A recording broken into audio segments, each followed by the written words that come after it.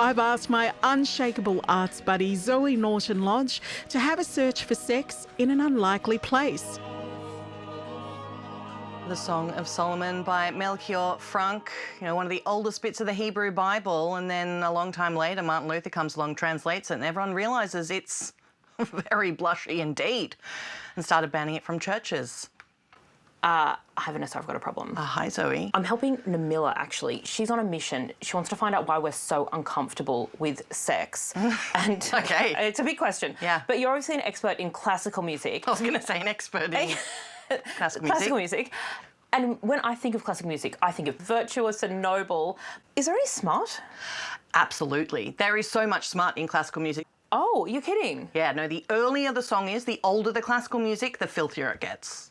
So how old are we talking? Let me get up one of the first composers that we hear a lot in classical music, Hildegard von Bingen. So we're in the 12th century here. She was a nun, an abbess, a cookbook writer. She wrote on the medicinal benefits of using marijuana. She also drew illustrations of the female orgasm. What? And she composed music. All of it about the divine. But for her, the ultimate experience of the divine was with sex. And the music is all about elevating yourself, almost like a whirling dervish, to the point where you're connecting more with the spirit. So a lot of the stuff is actually quite kinky. It sounds like you're talking about an orgasm. Yeah, doesn't it? It's interesting that. There's been a lot of writing about Hildegard von Bingen suggesting what she was really up to all those years.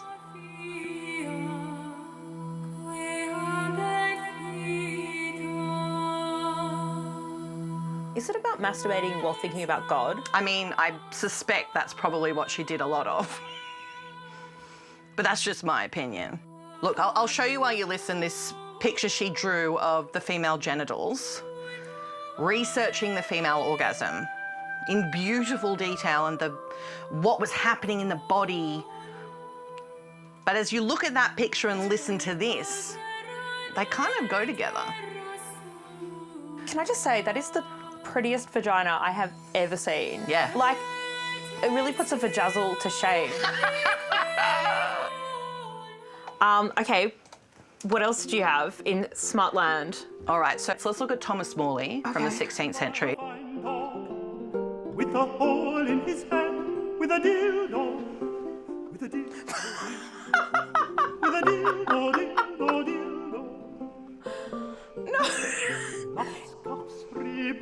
I've had listeners text me and say, Vanessa, dildo meant something different back then. But it really didn't. He knew what he was doing. And not on points, pins, periwigs, combs. It's like Mozart wrote a song called Lick My Ass. What are you talking about? He did.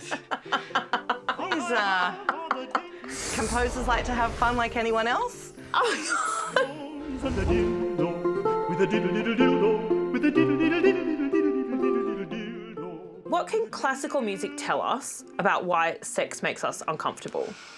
I think it can chart a whole history of our culture through periods where makers of art are incredibly comfortable and intrigued and curious about our sexuality, and then the powers that be crush those dreams and crush that creativity by reining it in and saying it's naughty and filling us with shame. You know, like, I thought I was pretty comfortable with sex, but for some reason, sex in classical music is making me deeply uncomfortable. I think you're suffering from a little bit of cognitive dissonance because the more you look, the more desensitized you become.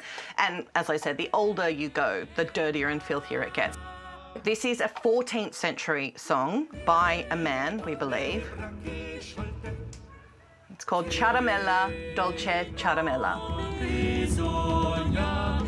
What's going on? This whole song is really an ode to the shape of a shawm, which is an instrument that sort of looks a bit like a clarinet. So the shape of a phallus is what they are singing about here. What was the name of that instrument? A shawm. What are they doing with the shawm? I think they may be playing with it, Zoe, in the privacy of their homes.